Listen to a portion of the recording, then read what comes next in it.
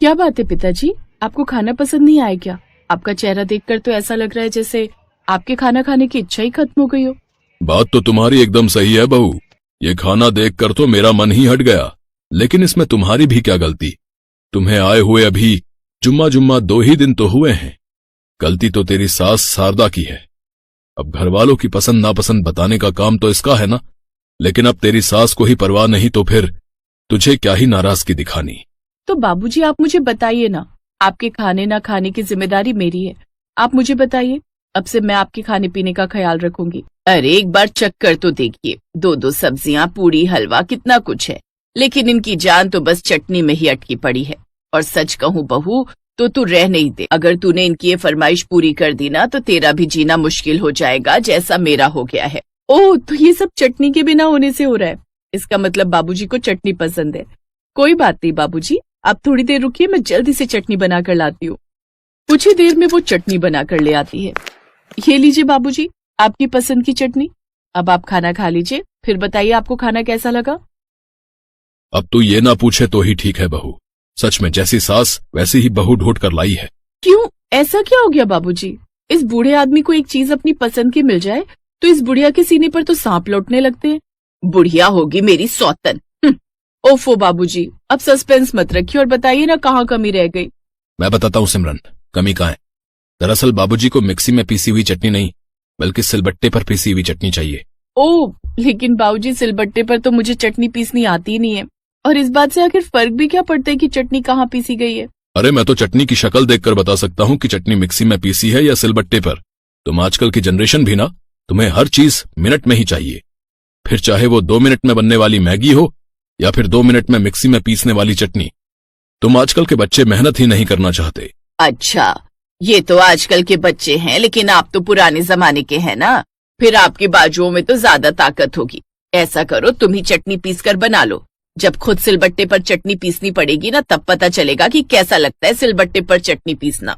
ओफो माँ बाबूजी, अब बस भी करो। अब तो आपकी बहू भी आ गई है, फिर भी आप बच्चों की तरह लड़ते रहते हो।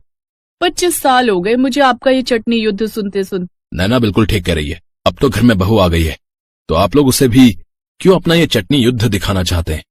जब देखो चटनी चटनी। बिल्कुल ठीक कहा तूने, इस बुढ़ऊ की तो जैसे जान बसती है चटनी में। रहने दो माँ, तुम भी कम नहीं हो। जब आपको पता है बाबूजी को चटनी इतनी पसंद है, तो बना नहीं सकती उनके लिए चटनी? वाह वाह, सारी जिंदगी तेरी सुसु पोटी मैंने धोई, तुझे पाल पोस कर मैंने बड़ा किया, और ये महाशय अपने बाप की साइड ले रहा है। रहने दो, मुझे तो खाना ही नहीं खाना आप लोगों के साथ। हाँ तो मुझे भी नहीं खाना। हाँ तो मुझे भी नहीं खाना कोई खाना वाना। इस तरह सभी मुंह फुलाकर अपने अपने कमरों में चले जाते हैं और बेचारी नई बहू सर पकड़कर बैठ जाती है। 2 घंटे तक रसोई में खड़े रहकर सबके लिए इतनी मेहनत से खाना बनाया। सोचा था सब लोग मेरी तारीफ करेंगे, लेकिन यहाँ तो सब मुंह फुलाकर चले गए। अब ऐसा करती हूँ, सबको थाली में परोसकर उनके कमरे में दे आती हूँ। जब भूख लगेगी सब अपने आप खा लेंगे। अब वो सबके कमरे में ले जाकर खाना रख देती है।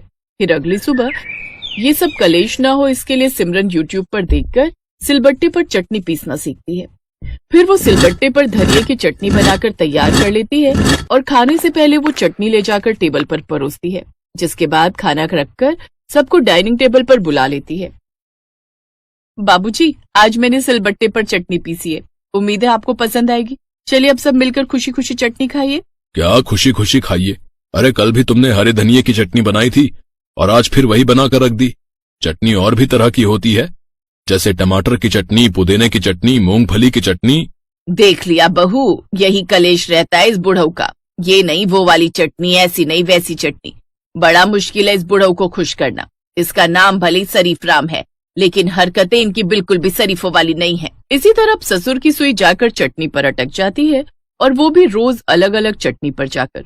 बहू को समझ नहीं आ रहा था कि अब वो क्या करे, लेकिन फिर भी सिमरन बेचारी रोज यूट्यूब पर सोते जागते नई नई तरह की चटनी देखती रहती। अब वो हर रोज नई नई तरह की चटनी सिलबट्टे पर पीसकर अपने ससुर को बना कर देती। ऐसे ही कुछ महीने बीत गए।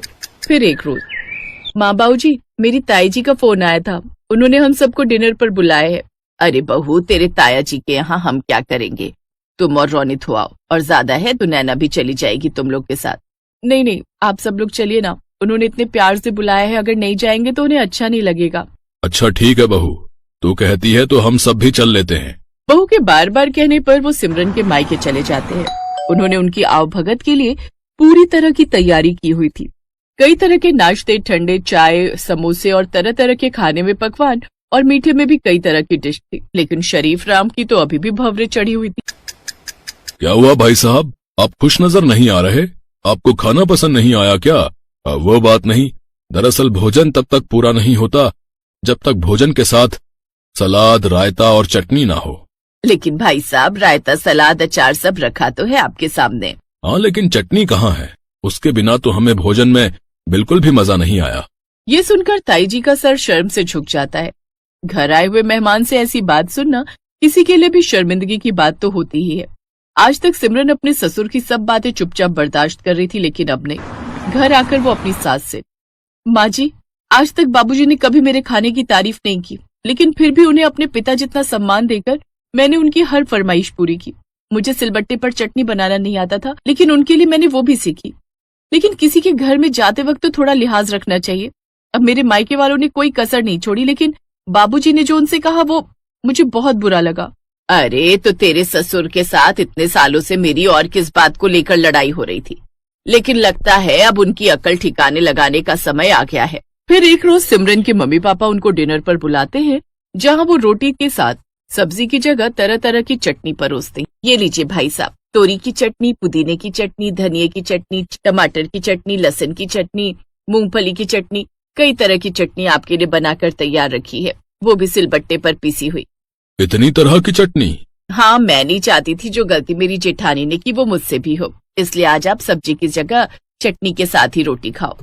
अब उसके पास और कोई चारा भी नहीं था। वो मुंह बनाकर वो तरह तरह की चटनी खाता है, लेकिन उस दिन उसका चटनी से मन भर जाता है। वो मुंह लटकाकर घर आता है। क्यों जी, आज तो खाने में मजा आ गया होगा, कई तरह की चटनी खाने को जो मिली। चुप करो तुम, आज के बाद चटनी का नाम भी मत लेना, समझी? अब दोनों सास बहू को समझ आ गया कि उनका ये चटनी छुड़वाने का प्लान काम कर गया। वो दोनों एक दूसरे को देखकर आंख मारती हैं और मुस्कुराने लगती हैं।